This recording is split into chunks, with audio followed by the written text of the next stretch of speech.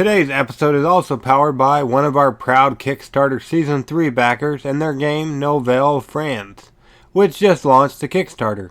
Nouvelle France is an abstract strategy game where you need to skillfully place construction blocks to build 3 historic sites from the Nouvelle France era.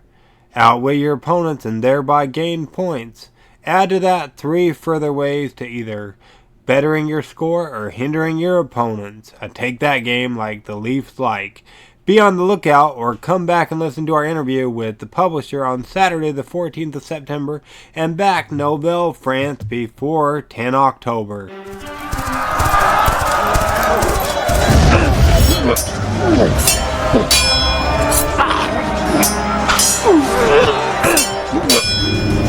Getting Geeky with Gamer Leaf, the podcast in which one man strives to level up his geekhood and helping you do the same, one battle at a time.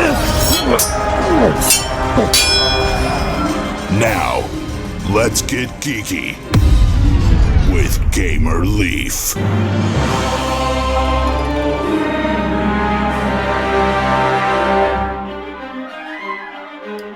Welcome to Getting Geeky with Gamer Leaf. Today we've got a special treat for you. Perhaps you've sat down to play poker before, or perhaps you've even sat through a boring chemistry class, but have you ever done both at the same time? Well, now is your lucky day as we're joined by the creator mastermind behind a new game on Kickstarter called Element Poker. Is that right, Jason? Is that how you fall in line with Element Poker? Yeah, hopefully the class wouldn't be quite as boring if you got a chance to play it. Well, there you go, most definitely. Now, before we jump into your game and everything, let's rewind a little bit if we could. How did you get into playing tabletop board games, Jason? Yeah, I didn't really get into board games until about a year and a half. I don't know what happened, but I realized that I'm a pretty nerdy guy as it is. I like chess.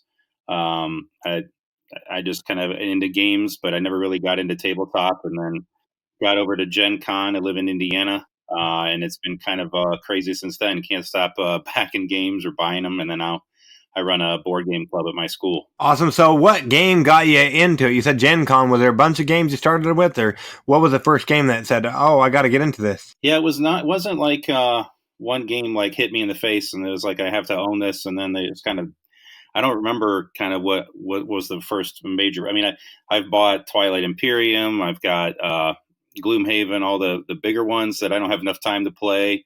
And then lately I've gotten into ones that take a little bit less time to get through. But it wasn't just, I guess, one game that really got me going. Oh, there you go. What games are you playing these days then? You said you're not the big ones, but what are you playing these days? Yeah, so my board game club, the kids and I there's a group of kids going through Pandemic Legacy with me. I've got another kid that's really, he's kind of the president of the club. He took home Rising Sun because I've never had a chance to sit down and learn it. So he's learning it and he's going to come teach us. So it's been pretty cool to have students get into it like that and try to learn the games and then teach each other. Oh, yeah, that's awesome. Yeah, we got a bunch of games we have yet to play. And if my board game group, if I'm able to learn it there, it makes it a lot easier for me. So that's cool. Can you tell us more about the board game club? Like, did you start it and how does that go down? Yeah. So, like I said, it wasn't that long ago, a year and a half, 2 years ago, that I really started getting into board games. There was actually a student that had gone to the principal kind of the same time that I had thought of our high school needing a club. So that worked out pretty well. Now I'm at a point where I've bought so many of those Calyx shelves. I don't have any other room in my class for any more games, so which is fine because the students can only get through so many games as it is. But yeah, we have I'd say about 15 kids that show up regularly. And then it's the end of the 9 weeks next week. So we tend to have like a marathon session. So it'll go from like 3:30 to like 8 at night, and the kids bring extra food, and it's a good time. Oh, there you go. Awesome. So yeah, so that sounds pretty cool. And they just come and play games. So that's awesome. And do you have to teach them all? Well, you said some of the kids teach the game sometimes too. Yeah. So what I've tried to do this year, I kind of, when I was at Gen Con, actually this last year, I went to the sessions before just the open gaming, and they have teachers there and all sorts of fun stuff. And there's a guy that ran a board game club, and he started a system where he kind of gave kids points for doing different things, like bringing somebody new or teaching a new game.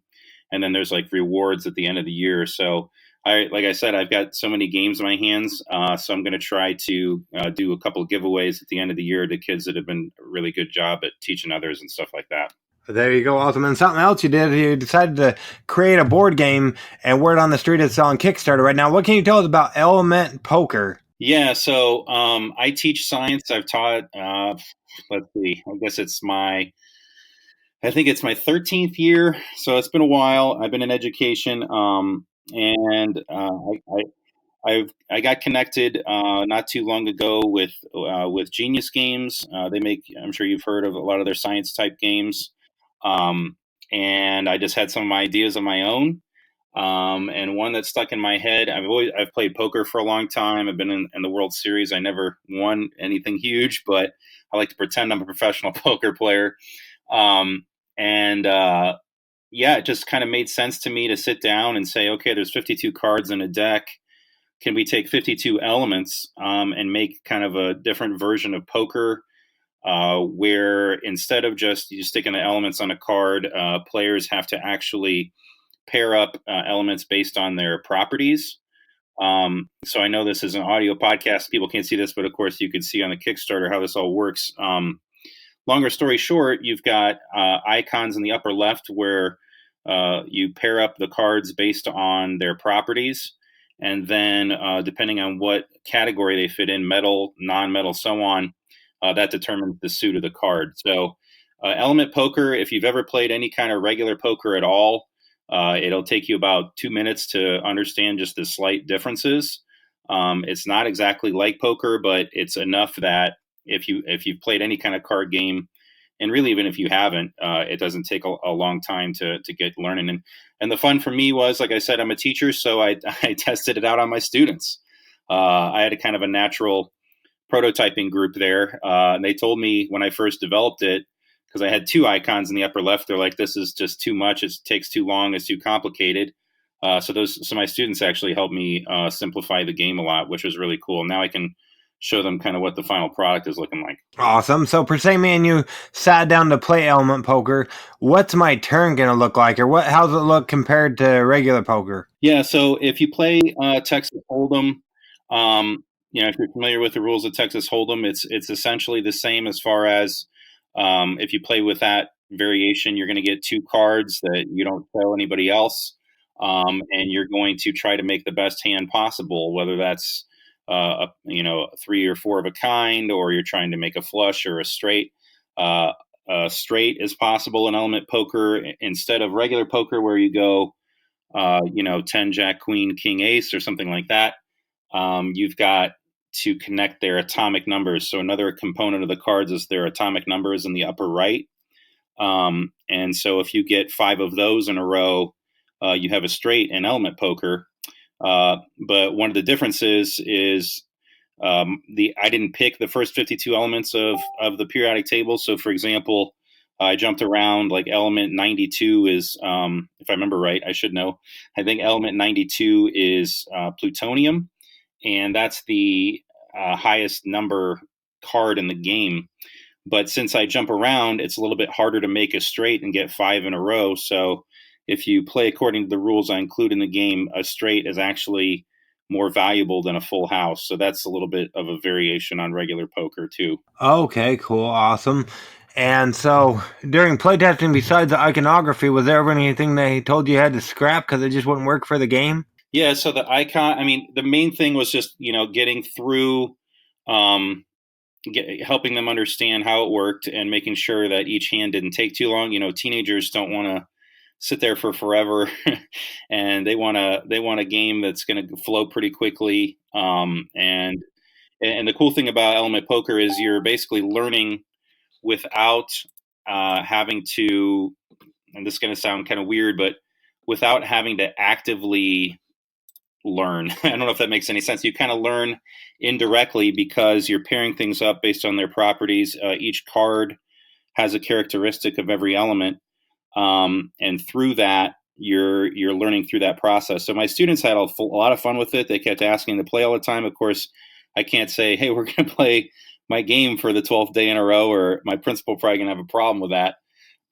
But it was pretty cool to kind of go through that process and to be honest, kind of be able to cheat with the prototyping that way because otherwise, you have to try to find other people that are willing to do that, which is fine. But these are my students. They're going to tell me. I have a pretty good relationship with my students. They'll tell me whether it's any good or whether it needs to be changed or whatever. Cool. And did you play it with your gaming group as well as your chemistry class? Yeah, so I have a smaller gaming group, just a few guys that we play with pretty normally. Actually, working on some other side projects too, and they got to test it a little bit, but it was really my chemistry students that got the brunt of it because I had, geez, like almost 100 students there to get a good instant feedback from. And of course, since it is a poker variant, it's not something brand new with a lot of, completely unique mechanics or anything like that. So I didn't feel like I needed, 1,000 people to test the game before I could push it out there. Awesome. Yeah, it looks pretty cool. I like just what you've done with the cards or whatnot. And I didn't know this, but it looks like there's a lot of different categories for different elements or groups or whatnot. Yeah. So in regular poker, you make a pair by, like I got a pair of 8s or 9s or jacks or something like that. What's different, the major difference in my game is since all 52 cards are different. So to make a pair. So a good example is I could pair up hydrogen and oxygen. And the reason those pair up in the game is they have a heart icon in the upper left, which means that they are essential for life. So there's 13 different groups in the game. So 52 divided by 13 gives you 4. So that's how you can get up to 4 of a kind. And I've got all sorts of groups: weaponry, electronics, alloys, like I said, essential for life. And then you get into the chemistry terms like are they alkaline earth metals, halogens, those types of things. So it took a little while to break down the periodic table into 52 elements that I thought would be the best for the game, and then to come up with 13 categories that were pretty well-rounded, and then gave you a chance to kind of, like I said, learn through the game that way. Awesome. And what happens if we get a tie in our hand ranking per se? I get a straight and you get a straight. Yeah. So one of the other, I think, bonuses to the game compared to regular poker, it can be pretty annoying. I was playing poker just the other day with a guy, and we both ended up having queen 2. So, and there were two deuces out there, so we both had 3 2s with a queen, and so we tied. And it's like all this dramatic, betting and stuff, and then you have to split with that person. So element poker virtually eliminates ties. The reason that is whoever has the higher atomic number in their hand will basically win that hand if you have a tie. So if each of you have a pair and somebody has a high atomic number card like uranium in their hand, they're going to win the hand outright. So I play tested that part on the students too. Of course, they like that too. They are competitive. They didn't want to tie, so that works out pretty well. Okay, that sounds pretty cool. And so so when you back it, you get a deck of cards. Is that what you get? Just a whole 52 cards, I guess. Yeah. So I'm not sure when this is going to post, but I still have a few early bird specials out there. But either way, my basic pledge will get you 1 copy of the game, the 52 cards. In addition to that, you get enough reference cards so that 9 people can play. As a teacher, I know that you probably don't want 9 students sitting around playing the same game, or that's just too many. But something like 4 or 5 is probably a good number in a classroom. So I was intentional about having a classroom set discount on the Kickstarter as well. My hope is enough teachers are out there that are interested in something like this that, of course, it kind of sticks in the market and may lead to some similar things in the future. Well, there you go. And so you don't overpromise and underdeliver. Somebody goes ahead and backs Element Poker. When would they anticipate getting their game so they can try to incorporate learning chemistry into their poker games? Yeah, so it's pretty far along in the process. Obviously, I've kind of worked with or figured out how long it will take to work with certain companies and that type of thing. Right now on the site, on Kickstarter, it says February of next year. I don't want to overpromise too much, but one of my goals was to hopefully get this out before Christmas time, because I think it would be a great stocking stuffer. So that's kind of where I'm at. Well, there you go. Awesome. Yeah, that sounds pretty cool. So when it comes to Element Poker, what makes your game pop as when my audience should go check out the Kickstarter page, and if they like what they see, back it today, Jason? Yeah. So a couple things. One of the things I really pushed for was price. A lot of people out there are like me, probably, you're backing stuff all the time. And you don't want to spend a fortune on something, and that's why I pushed to make sure that it was only $10 for the early bird version of the game. But beyond just the price, you got an opportunity to support a designer that's out there helping support other projects, and pushing something new to the market that isn't out there. There's a lot of different types of card games and things, but I think Element Poker stands out. It's got really solid art. A shout out to Rory Muldoon, who's out of the UK. If you're familiar with the game that just backed a Solar Storm, he did the cover art for that game. So really sharp artist. Was great to work with, and I think for what you're looking at, you're getting a really cool game that there was a lot of thought that went into it. And the cool thing about a poker type card game is you can play for 15 minutes, or you can sit there and play for 3 hours with your friends. And I think it's a really good game. Obviously, hopefully I would, right? Or I wouldn't be pushing it. So There you go. Yeah, you got to toot your own horn every once in a while. So will there ever be any expansions or any of the other elements being added to it? it's unlikely that I would do expansions. If this, I mean, the launch has gone pretty well so far. I'm almost halfway backed. But beyond Element Poker, I have some other ideas. So I have kind of a general science poker that it would include potentially all four: biochem, physics, and potentially astronomy. I don't necessarily want to just be the poker guy. So I've got kind of a space game idea that I've developed some too.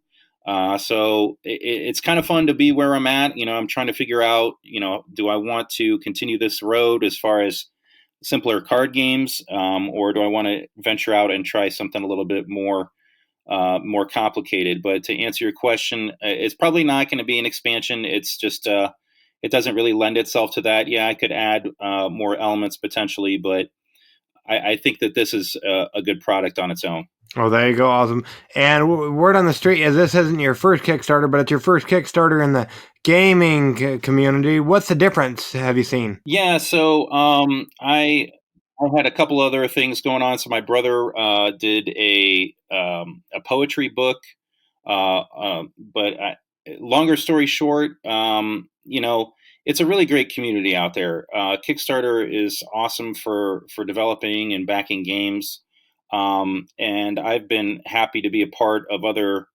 projects as far as supporting them in the past. What's cool about this opportunity for people that have jumped on is you literally are kickstarting me. I mean, that sounds kind of corny, but if I don't get any backing, if I didn't get any backing at all, then that would be obviously an indication to me that this isn't something that people want. But this literally is kind of getting me to a point where I can fund the game completely, order copies of it, and then potentially move on to the next project. So I like that part of it.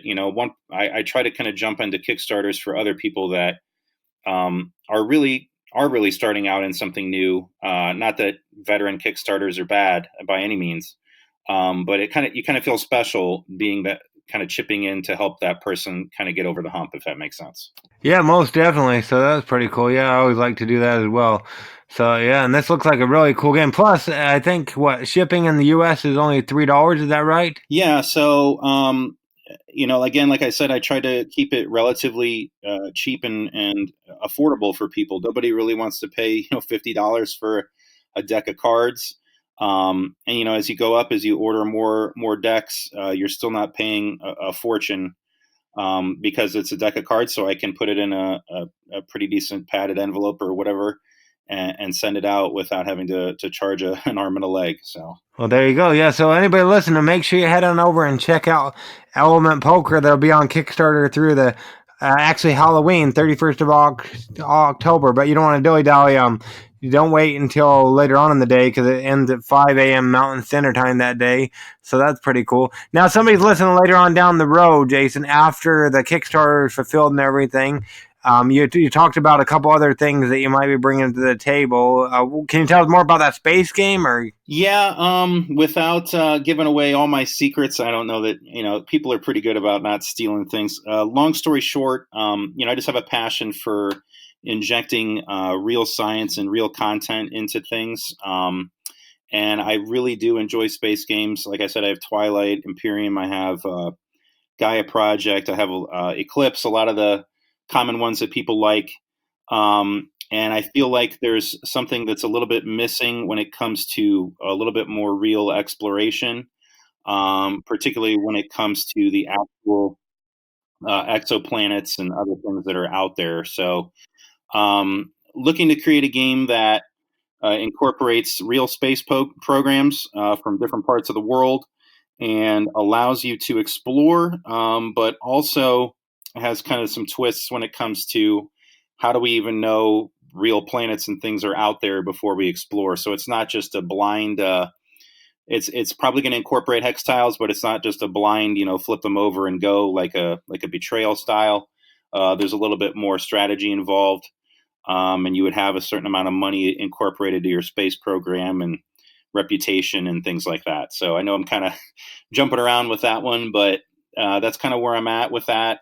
And we'll see. Obviously, the more involved the game is, the more I'd have to invest in order to get it going. So that's probably a little bit farther down the road, but I'm still pretty pumped about it. well, there you go. Yeah, it sounds pretty cool. And speaking of knowing if they're real planets or whatnot, what's your take on the debacle of Pluto being a planet or not? During while I was growing up and stuff, it was always a planet, so I still consider it one. What's your take on that? Yeah, I don't. I guess I don't get too fired up about it. Maybe I should. I don't know. I feel like there's a lot of other things I get fired up about because of we don't want to go down that road. But yeah, it's kind of a funny little thing that just people kind of joke about. But I just I don't have a shirt that says "Save Pluto" or anything like that, I guess. Oh boy, maybe next time.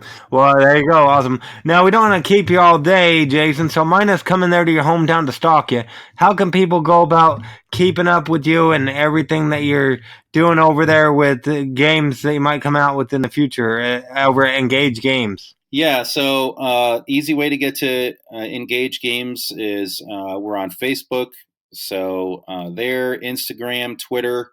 Also, the website is engagegames.net. That's not a .com. That was already stolen, so I couldn't throw over the 10 grand or whatever to get that domain. And then right now, yeah, just for this game, if you just head to element.poker, that'll take you right to the Kickstarter for the game. Well, there you go. That's easy enough. Yeah, but like I said, we don't want to keep you all day, but we really appreciate you coming on, getting geeky with Gamer League with us to talk about Element Poker that'll be on Kickstarter through the end of this month. We really appreciate it, Jason. I really appreciate the time. Thank you very much. No problem. Now, let's get geeky. Sounds like a pretty fun one. If you feel the same way, make sure you go and back his Kickstarter. Now, let's go with Batterina Leaf, shall we? Where are we going, Batterina? Kickstarter Corner! You have been chosen to take command of the defense systems for a top secret military base. There are many weapon systems at your disposal, including some which are classified above top secret. These include prototype systems, which have been reverse engineered from recovered extraterrestrial technology. As your security clearance increases, so does your access to higher levels of technology. Did that sound familiar to you guys? It didn't to me either. But think UFOs and secrets. Some things are normal secrets, some are top secret, but this next game is above top secret. That was the story of Above Top Secret, which is a turn-based strategic card game featuring stealth and secret technology as your defense systems. There's a couple of variants you can play, including for either 2 players or as team play variant. It is suited for ages 12 and older and will take approximately 45 to 90 minutes. This is the official 2019 relaunch of the game under a new publisher, Three Mates Games. Besides the awesome art in this game, you know what I love? Well, if you've listened to the right episodes of Getting Geeky with Game Relief, then you're probably well aware that our family is suckers for neoprene game mats. They've got 4 of them to choose from, all at 20 Australian dollars. That was about 65 cents per Australian dollar if you're here in the US. Gotta get this game for even just the awesome mats. Or that's how I feel at least. These mats are not only cool to look at, but they also provide you with a more immersive gaming experience. If you prefer to be filled in on what is above top secret, want an awesome game, and some super awesome play mats, head on over and check out Above Top Secret, the official relaunch, and then back it on Kickstarter before Sunday the 27th of October. Tell them Gamer Leaf sent you in the comments. It'll mean the world to them and to us. Rise and shine, campers. The bugle is sounding. So roll up your sleeping bags, break down your tents, and get ready for another beautiful day. Are you ready to scramble up Gemini Peak? Delve deep into Fiddler's Woods? Explore the depths of the Fairy Fire Caves? Or will you take the canoe out on Lantern Island? Grab your gear and let's get going. You are in a troop of campers who are exploring the wilderness to win. Level up your campers to the highest rank, Badger that is. Along the way, you will need to collect achievement patches, which will give your campers special abilities and allow them to level and win the game. Camp Pinetop offers endless variations of gameplay with 32 map cards in the base game. This offers hundreds of different map configurations, ensuring that each game will have a different and exciting route to victory. Camp Pinetop was voted Best Family Game of 2019 in the Boston Fig Fest. Out of over 40 games, do you believe that? Hot dog! If you're like me and aren't able to make it to the camp due to family circumstances, what could be better than camping on the tabletop? If you missed out on any of Talon Strike's other games, such as my favorite theme board game ever, Vinyl, in which vinyl is back in demand as collectors clamor to discover the pure, warm sound of music from decades past, you're not going to want to miss this bad boy, so don't dilly-dally and back Camp Pinetop before Friday the 18th of October. Tell 'em Gamer Leaf sent ya.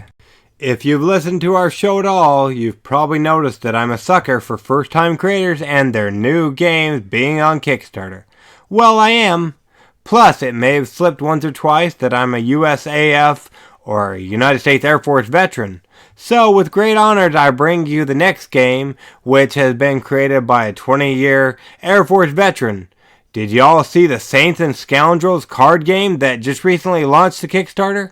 Well, good thing you're here then. Saints and Scoundrels card game is a pulp-air detective-themed bluffing card game with a psychotic doctor. You and your fellow players are private detectives on the hunt for a serial killer, gathering as much evidence as possible. You're also sabotaging each other's investigations. One man has offered to help. Dr. Zyko the Psycho. He's a brilliant criminal psychologist, but also an imprisoned serial killer. Dr. Zyko can help you, but he also wants to drive you all insane.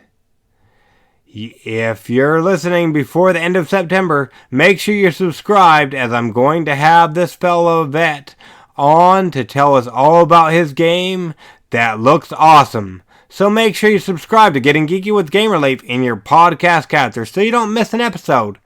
If you're in October when listening to this and you missed our sit down, go back and listen to our Saints and Scoundrels card game episode to find out if I be a saint or a scoundrel. Interview or not. Make sure you check out this awesome Kickstarter game and back Saints and Scoundrels, the card game, before Thursday the 24th of October.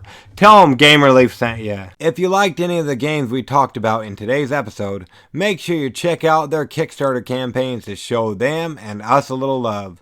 Backing them goes a long way. Plus, make sure to stay up to date on all the giveaways we're doing over at thegiveawaygeek.com.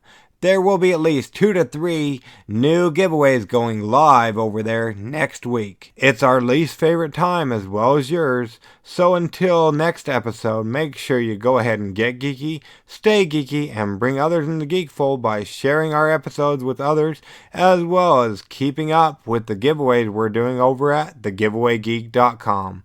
GamerLeaf out.